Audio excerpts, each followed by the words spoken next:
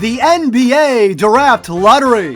For years, the fortunes of ill-fated ping pong balls have boned your beloved Detroit Pistons right in the keister. But this year, for once, luck was on the side of the Motor City. Woohoo! Take that, National Basketball Association.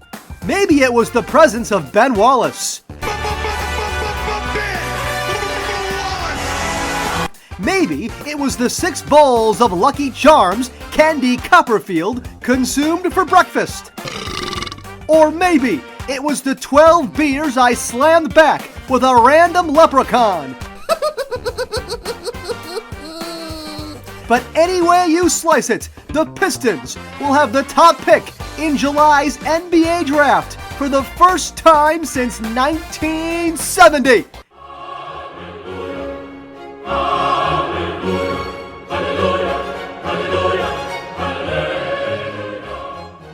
Can you say Cade Cunningham? We'll break down the lottery and presumed number 1 overall selection coming up next. Plus, football jabber on the Lions' very busy offseason. Baseball banter on why the Tigers' rebuild is taking much longer than it should. I'm looking at you, Avila.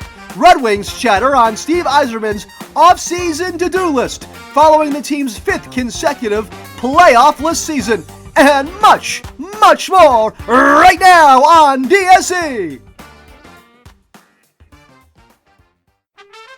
Recorded from the DSE studios in downtown Detroit, this is Detroit Sports Extreme. Here now is the voice of Detroit sports, Johnny Bakerstone. Greetings, Motor City, and welcome to another edition of DSE. Guys, it's simply great to be back on the air in the city I've always honorably called home. We apologize for the brief hiatus, but we promise we're back and here to stay as the voice for Detroit sports.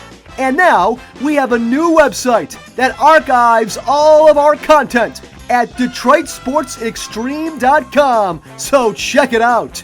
But I'll spend no time beating my dick around Brush Street. Back in late March, I got married for a 4th time to the lovely Wendy Bakerstone. Or at least I thought she was lovely. We had an unforgettable honeymoon, and for 18 magical days, we were happily married. They were the 18 best days of my life.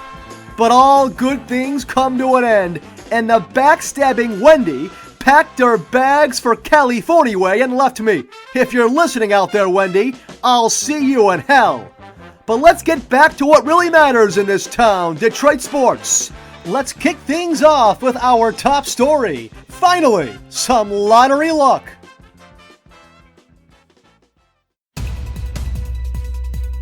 DSE top story. Finally, some lottery luck. Some lottery luck indeed. Not only did the Pistons land the top spot, but it was the first time in team history they moved up in the lottery with their own pick, rather than moving down or staying put. For this segment, we wheel in my former counterpart at 1660 The Wave, Candy Copperfield, to shake off his hangover and break down a truly historic night last Tuesday as the Pistons nabbed the first overall pick in the July 29th NBA draft. Woo! Greetings, Mr. Copperfield, and welcome to DSC once again after our brief hiatus. Ah, Johnny, good morning. It's good to be back. I'll tell you, all I did last Tuesday was eat Lucky Charms and scarf down spicy chicken sandwiches, drink seltzers and scotch, and play pocket pool, and boy, did it pay off. Oh, baby, I'm still in shock. Believe me, so am I. Yes, the Pistons were guaranteed a top 6 pick and had a 52% chance at a top 4 pick, But nowhere in my wildest drunken dreams did I think they'd land the top spot, even though they were tied with two other teams for the best odds to do so at a measly 14%. You got that right, Johnny. You have about a 14% chance of not getting divorced again.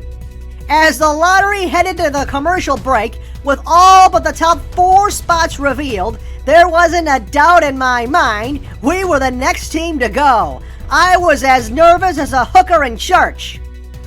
But as the telecast resumed, the Raptors were drawn at 4, then the Cavaliers at 3. Only the Rockets and Pistons remained as the cities of Houston and Detroit clutched to their drinks and held their collective breaths. You could cut the tension with a butter knife. The only 2 representatives that remained were Houston's Hakeem Olajuwon and our very own Ben Wallace. Speaking of Hakeem, it's trivia time, baby!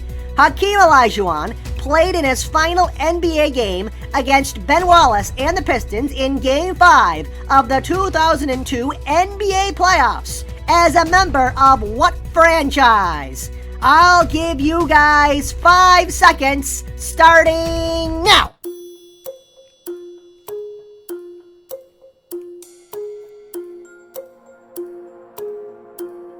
If you said the Cleveland Cavaliers, you were wrong. The correct answer is the Toronto Raptors. Ah, yes, Candy, a game the Pistons narrowly won. And they won this battle too, as Deputy Commissioner Mark Tatum shockingly drew Houston at 2. And that means that the number 1 pick in the 2021 NBA draft goes to the Detroit Pistons. Let's roll, baby. Let's... Oh, it makes me tear up every time. Now let's feel the pack of cold, hard, refreshing questions, courtesy of Motor City Kitty IPA. Motor City Kitty IPA. Motor City Kitty IPA is a product of the Detroit Sports Extreme Brewing Company. Please don't drink responsibly. This marks the first time since 1970 the Pistons have the top pick in the NBA draft when they selected Bob Lanier out of St. Bonaventure. And we all know how that turned out.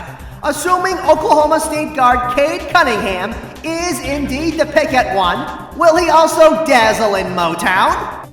Of course, it's impossible to say for 100% certainty, but Cade has all the tools to become a star in the NBA. He can play both guard spots, defend multiple positions, and has a dynamic inside-outside game. Guys, last season Cunningham was the Big 12 Player of the Year as a freshman, averaging 20.1 points on 43.8% shooting, 6.2 rebounds, 3.5 assists, and even 1.6 steals per game. He also shot 40% from 3 on nearly 6 attempts per ball game, so he will be able to spread the floor on a team in the Pistons that badly needs three-point shooting.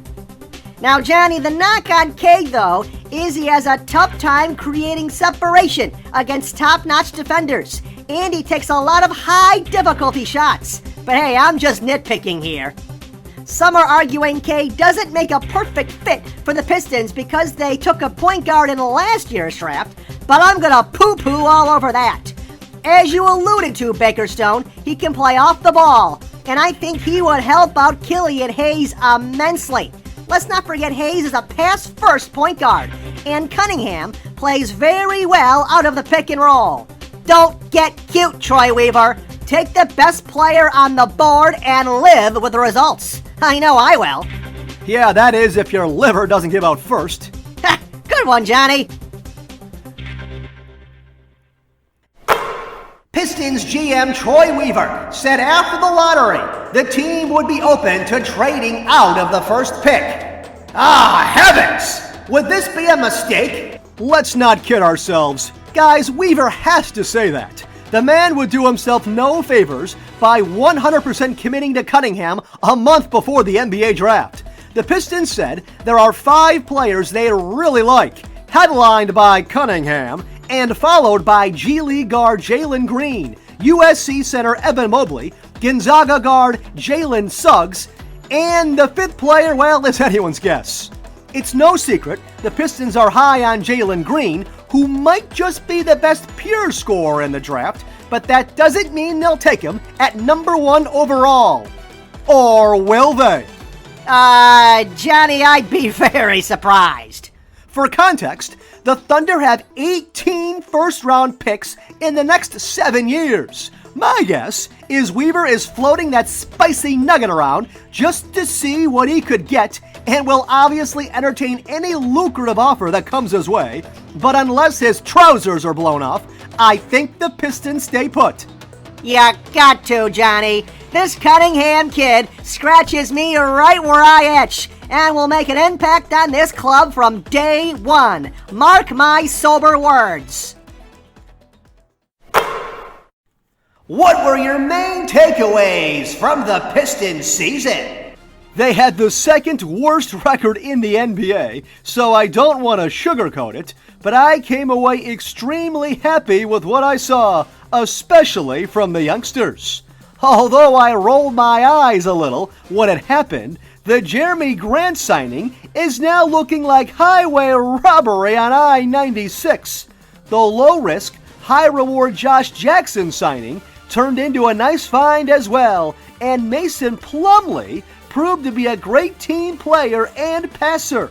He should help out Killian Hayes in the pick-and-roll game even more next season.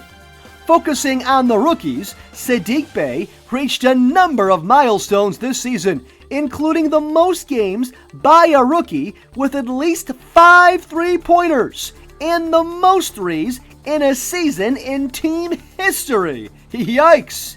He would have had the most threes as a rookie in NBA history, but the season was shortened by 10 games thanks to the coronavirus. He finished 4th in Rookie of the Year voting, averaging 12.2 points and 4.5 rebounds. He'll be a nice piece for this team for years to come. Isaiah Stewart was a pleasant surprise as well, a big man with the energy of a jackrabbit. He's a great rim protector. His 86 blocks on the season rank 5th all-time in Pistons history, and Stewart can gobble up rebounds with the best of them. I want to say this very cautiously, but he's a very, very poor man's Ben Wallace. And unlike Big Ben, Stewart flashed a 3-point game as well late in the season. Overall, he shot 55% from the floor, 33% from 3, hit 70% of his free throws, and hauled in 6.7 rebounds and 1.3 blocks. This all, mind you, was in only 21 minutes of action per game. Lottery pick Killian Hayes, of course, struggled, especially early in the season, but once he came back from injury late in the season, he definitely looked better. He's a great passer, guys, but he needs to work on his outside shot and has to limit turning the ball over. But I'm not giving up on him yet. And let's not forget, he's only 20 years old, trying to learn the hardest position there is at the NBA level. He should look a lot better in year 2, but if he doesn't, oh boy.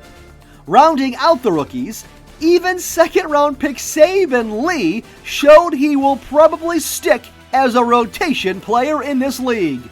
Now the hope going forward is the young guys get better. Cade Cunningham, should we draft him, makes this team better. Perhaps a big free agent splash or trade happens, and this team makes a big leap forward next season and beyond. A perfect example I like to make is the Phoenix Suns this year. A team that hadn't been to the playoffs in 10 years, but they were built through the draft, and the Chris Paul signing put them over the top. Johnny, I agree with a lot of what you're saying, but I'd like to add there's just no doubt this team will need to improve on their three-point shooting next season, as they ranked 22nd in both three-point field goal percentage and threes made last season. Chicks, as you all know, dig the long ball. Below the belt.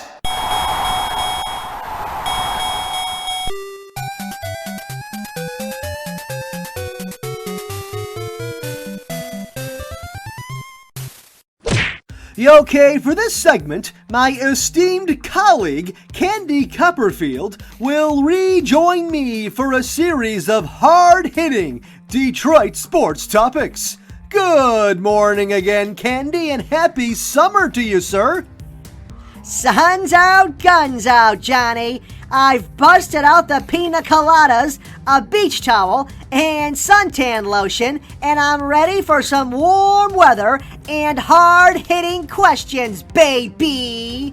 But before I get drunk and go skinny dipping in the Detroit River, let's rehash the ventures of our beloved Motor City Kitties, as lately GM Brad Holmes has been more busy than a one-legged prostitute in Las Vegas.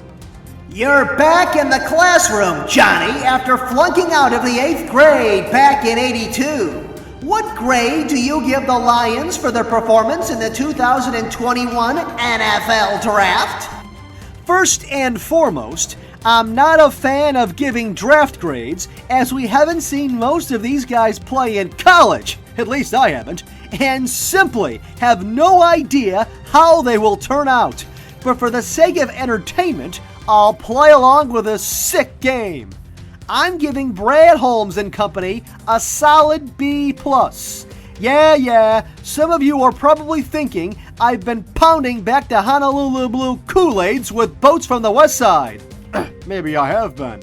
But hear me out, guys.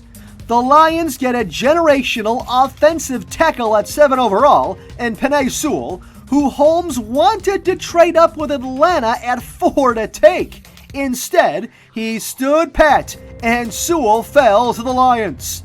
The Oregon offensive tackle logged 1,376 snaps over his 2 seasons with the Ducks and allowed only 1 sack, and will be able to start from day 1 at right tackle. The Kitties now have one of the best offensive lines, at least on paper, as Sewell joins Frank Ragnow, Pro Football Focus's number 2 rated center last season, along with Taylor Decker and Jonah Jackson. The Leos also snagged 2 bruising interior defensive linemen in the 2nd and 3rd rounds, and I like the value they got in the wide receiver they got in the 4th round in St. Brown. Guys, let's not kid ourselves. This team needs help at the wide receiver position more than Candy Copperfield needs help getting out of bed in the morning. Almost every player they took were ranked lower on most of the experts' boards, and Holmes did not reach on players like Boob Quinn has in the past on the likes of Jelani Tavai. Now, the quarterback position was not addressed, so fingers crossed Justin Fields doesn't turn into a stud in the Windy City. Meh, I'm gonna go with B-. Johnny, I like the Sewell selection, and although the 2 interior defensive linemen they took in the 2nd and 3rd rounds are nice, on paper, and the value of St. Brown in the 4th was cute, I would have liked to address the wide receiver position sooner. Let's not forget, the Pussycats just lost both Kenny Golladay and Marvin Jones in free agency. Guys, get this.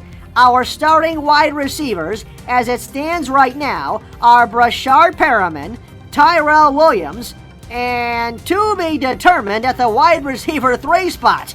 Yama hama be my mama! And Johnny, if I may, I'd like to add one more thing. This whole offensive line thing is sexy. It's very sexy. And it's great to build a team around an offensive line. But for Christ's sakes, the Lions better be able to run the ball next season. DeAndre Swift looked great out there when he was healthy last season, but let's not forget this. The Lions have not had a 1,000-yard rusher in a single season since Reggie Bush in 2013, and have had only 4 100-yard individual rushing games since 2013. I mean, my God, it's time to put up or shut up. With a record of 33-44, the Tigers are tied for the last place in the AL Central. and own the fourth worst record in the American League. They haven't reached the postseason since 2014. Since he took over the general manager role in 2015, Avila has compiled a poopy overall record of 340 and 497, winning a putrid 41% of his games. What has gone wrong in the Avila era in Detroit? Some could argue the limited dollars ownership allows Avila to spend on a yearly basis has hampered his ability to put a good team on the field. But I counter with this. He was given $1 zillion to spend in 2016 when the Tigers were still competing, and promptly signed Jordan Zimmerman to a 5-year, $110 million contract. In 97 starts that spanned 5 seasons with the Tigers, Zimmerman posted a rancid 5.63 ERA. Avila also inked relief pitcher Mark Lau to a 2-year, $11 million deal. The 2016 season was his last as he puked out a 7.11 ERA with the Tigers. Finally, Avila penciled Mike Pelfrey to a 2-year, $16 million contract. Pelfrey was out of baseball a year later. My God. When the man was given money to spend, he didn't spend it wisely. Now, zeroing in on the more recent Tigers teams, I will admit the very young pitching staff is looking extremely promising. Casey Mize, who my dead cat would have drafted, so it's hard to give Avila credit for that one, is looking like a dynamic front-end pitcher and is must-see TV every time he takes the mound. I like what I see from southpaw Tariq Skubal, and Matt Manning has looked good in the 2 starts he's made since being called up. Matthew Boyd and Spencer Turnbull, both the veterans of this staff and both unfortunately on the DL, have been solid this year as well, especially Turnbull, who threw a no-hitter earlier this season. Even the back end of the bullpen has been solid, with Gregory Soto and Jose Cisnero. But here's my problem. Where are the bats? The Tigers have a 29-year-old that probably won't even be on the team next season in Jonathan Scope that leads the team in batting average, home runs, and RBIs. Their second leading home run hitter is a 31-year-old in Robbie Grossman, followed by 28-year-old Eric Haas. Currently, they just don't have any young electric hitters in their lineup I can get excited about. God bless him, guys. Akil Baddoo has been a nice story, and he'll be good enough to stick around in this league for years to come. At least it's looking that way. But if he's the most exciting young player we got at the major league level right now, then we've got problems. Well, Johnny, I can provide you with a glimmer of hope, you pessimistic poop stain, as the Tigers' #1 rated prospect, Spencer Torkelson, has been raking it in Toledo, hitting .312 with 5 home runs and 28 RBIs. Number 2 on that list, you ask? Outfielder Riley Green, who is hitting .280 with 8 home runs and 26 RBIs in AA. Help is on the horizon soon. Well, Candy, I just hope I'm alive to see these guys at the big league level. But by now, after 6 years under Avila, we should have at least a better batting lineup than this. The Red Wings continue to lose, and winning is taking a little longer than expected under Steve Yzmerman. Are you keeping the faith or abandoning ship? Keeping the faith. Yzmerman has a track record of success during his time in Tampa, and I'm being patient and staying the course. This offseason, he has a lot of decisions to make, and re-signing Luke Glendening and Jonathan Bernier have to be a priority. The Wings unfortunately got hosed in the lottery and will pick 6th in the NHL entry draft, but hopefully Stevie Y can work his magic there. And after that, signing a couple of forwards and defensemen in free agency should be on the agenda. Keeping the faith, of course, but for the love of Joe Louis, I want to see more of these kids called up next season. The Wings chose to bring back Coach Jeff Blashill, so they obviously believe they are seeing enough development out of the youngsters to retain him, but they have to keep that momentum moving forward, Johnny. Yep. We are going to take a quick 60-second commercial break here on Detroit Sports Extreme. Do not go anywhere. Attention booze clowns and beer whores. Are you fully vaccinated and looking for a fun night on the town? Are you looking to get your drink on? Are you looking to get it on? Well, look no further than the Extreme Nightclub. Come to the Extreme Nightclub every Friday night between 9 p.m. and close and get $5 blowjob shots, $4 anal rockets, $3 titty twisters, $2 whale drinks, and $1 you caught it. Kick off the summer in style and flick off COVID-19 at the Extreme Nightclub. Get it on and get drunk tonight.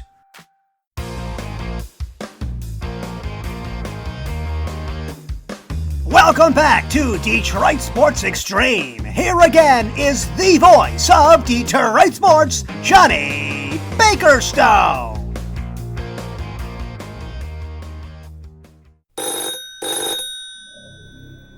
Extreme Expressions. As with every show, we take 3 calls from you, the listeners. We start this segment with the Ass Man. Johnny Bakerstone, it's the Ass Man here. It's been a while. Miss you, man. I hope it all is well with you, your family, your multiple ex-wives. Yeah, fuck that, man. Never mind that. But anyway, man, Pistons just won the number 1 pick. You have no idea how fucking happy I am, man. About damn time the Pistons got some good luck coming their way at the draft lottery. I'm excited to see what they're going to do. Cade Cunningham seems like the obvious number 1 pick. It's Pistons, though. I could see them screwing it up and taking someone that nobody's ever heard of. Let's hope that doesn't happen. Let's hope that doesn't happen. Anyway, man, a lot has happened. Lions suck. Tigers suck. Red Wings suck. At least we got the Pistons. Hopefully they can show us that they're a playoff team. At least we have the Pistons, man. At least they have a good core, young core. I'm looking forward to seeing them next year. I'm hoping they make the right pick here. I'm hoping they get Cunningham. Like I said, it's an obvious pick. It's the Pistons, though. They'll fuck it up. They always do. Anyway, man, can't wait to hear what you have to say. Ass Man, out. Thanks for the call, Ass Man. I would like to remind you Troy Weaver will be making the selection for the Pistons on July 29th, not Joe Dumars, and although Weaver's track record only spans 1 season, it was an impressive one, with Sadiq Bey, Isaiah Stewart, Killian Hayes, who I am not giving up on, and Saban Lee all being drafted. In Troy, I trust. Barring a mind-blowing offer, the Pistons will stay at 1 and make Cunningham their man. Okay, our next caller is David from the D. Now, Johnny, it's David from the D, first-time caller. Now, Pistons got the number 1 pick. Don't mind if I do. Thanks for these. Now, I think this Cunningham fellow might be the choice there. Bonus question, now that Marv Albert is retiring, I was wondering who your top 3 all-time favorite announcers are. Now, I'll hang up and listen. Wow, David, you sound a lot like a middle school teacher I used to have way back when. And coincidentally, his name was David too. That's odd. To answer your question, George Blaha has to be my favorite announcer of all time. I'm a lifelong Pistons fan and have been listening to him since 1976. Also, I have met him several times and he's always been a very nice man. Second has to be Marvelous Marv Albert. I know he's not a local broadcaster, but I've always enjoyed him, especially during his days on the NBA on NBC. Albert is calling it quits after the Bucks beat the Hawks in the Eastern Conference Finals after 59 years of broadcasting. My goodness! Marv, I hope you enjoy your retirement. I could go a lot of different ways at 3, and Ernie Harwell is right up there, but I gotta go with Al Michaels. He just has that big game feel to him every time he does a broadcast. All 3 of these guys are no spring chicken, David, and I'm trying to enjoy them while they last. Okay, certainly last but not least is Boats from the West Side. Hey, Johnny. Boats from the West Side again. Hey, man. We got the number 1 pick, baby. We getting Cade Cunningham. Oh, shit, baby, yeah. I can't wait, man. We got a superstar going to be on our team. Unbelievable. Holy shit. Tanking did nothing for us until right now, baby. Let's go.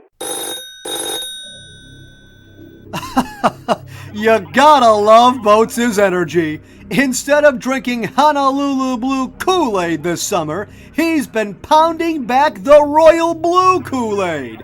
But in all seriousness, the Pistons finally caught the break they needed, and it's impossible not to get excited about the prospects of Cade Cunningham wearing the Royal Blue and Red. I'm getting hard just thinking about it. Special thanks goes to all 3 of our callers, the Ass Man, Dave from the D, and Boats from the West Side. If you'd like to call into the show, simply audio message us on the Detroit Sports Extreme Facebook page for a chance to be heard on next week's show. Motor City Spotlight. This week's Motor City Spotlight shines on 28-year-old Tigers catcher Eric Haas. A Westland, Michigan native, Haas was called up from AAA on May 12th after playing only 5 games with the Mud Hens. Acquired in a 2020 trade with Cleveland for cash considerations, Haas displayed power in the Tribe minor league system, hitting 75 home runs in 3 years. But nobody saw this coming. In only 32 games this season that saw him catch Spencer Turnbull's no-no on May 18th, Haas is 3rd on the team in home runs with 8, 6 of which have come in the month of June. Incredibly, his bat has been so hot, he's become the Tigers' cleanup hitter, although he's cooled off recently and is starting to lose playing time to Jake Rogers. When you combine Haas's bat with Rogers' mustache and rocket arm behind the plate, the Tigers actually have a decent 1-2 punch at the catcher spot. For now, and although I don't expect Haas to keep this up, it's a good story nonetheless for the 2011 graduate of Divine Child. Detroit Sports Extreme presents Michigan Moments.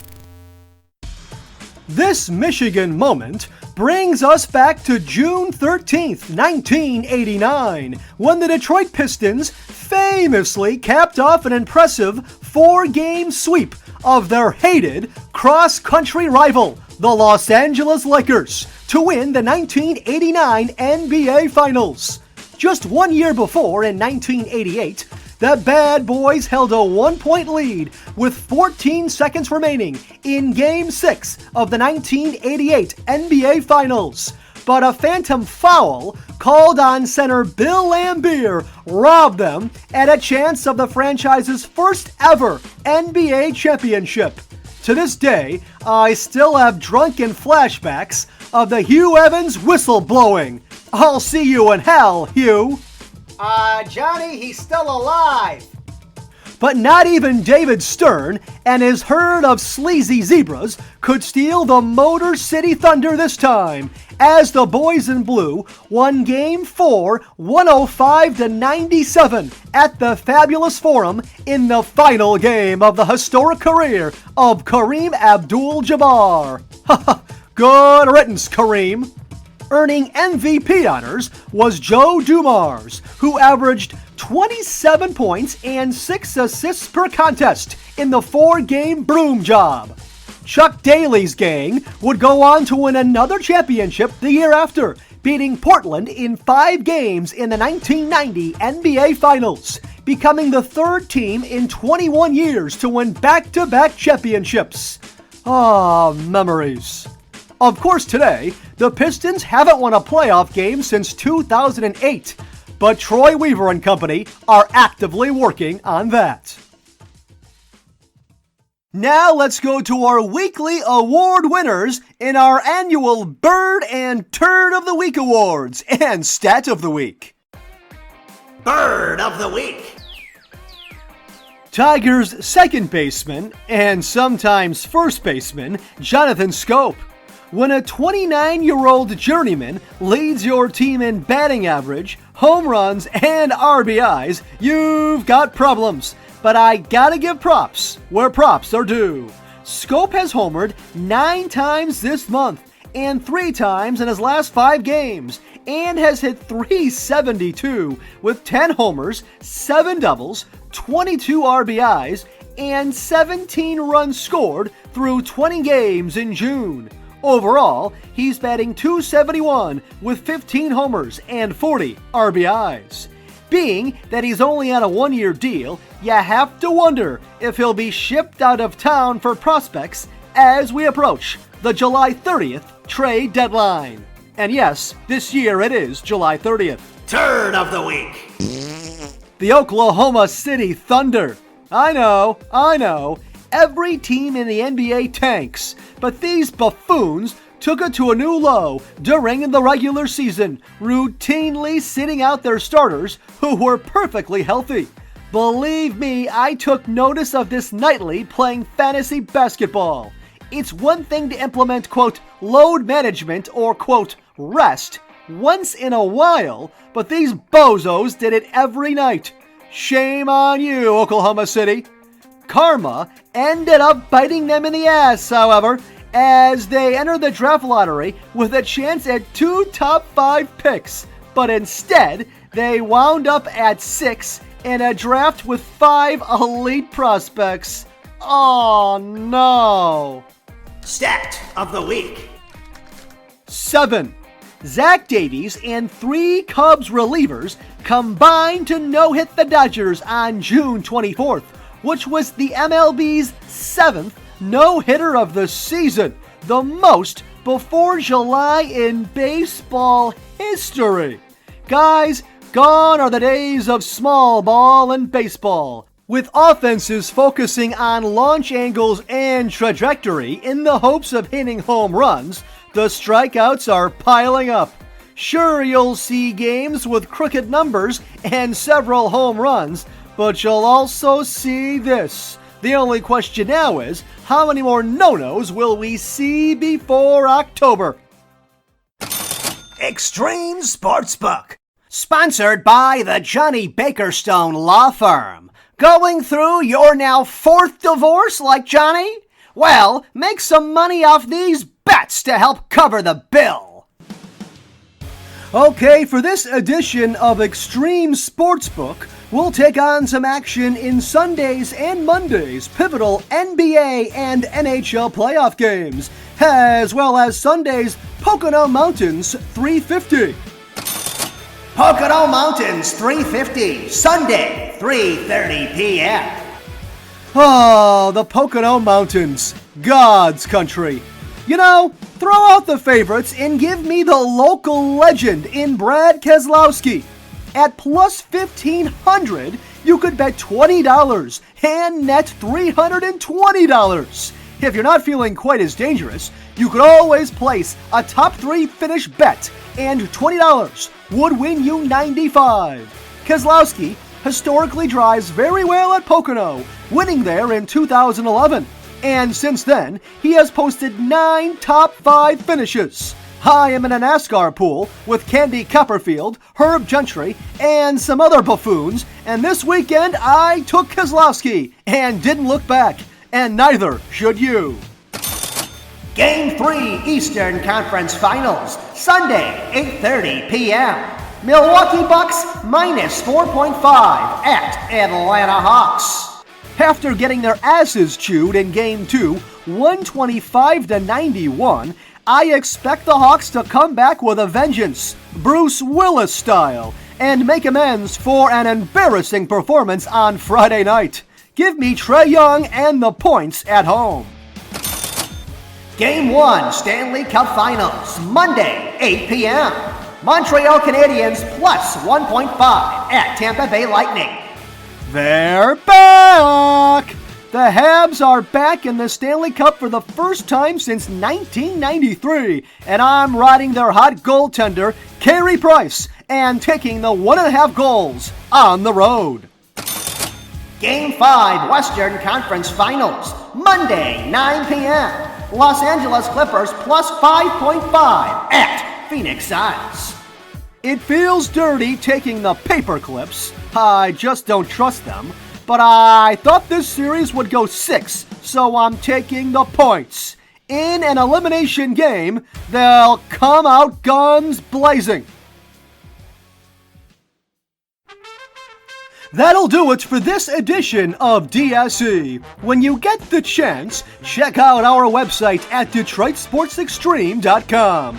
We have all of our shows posted, as well as sponsors, and coming soon, we'll start blogging.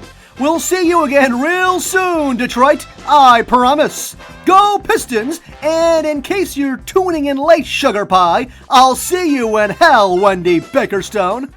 So long, Motor City.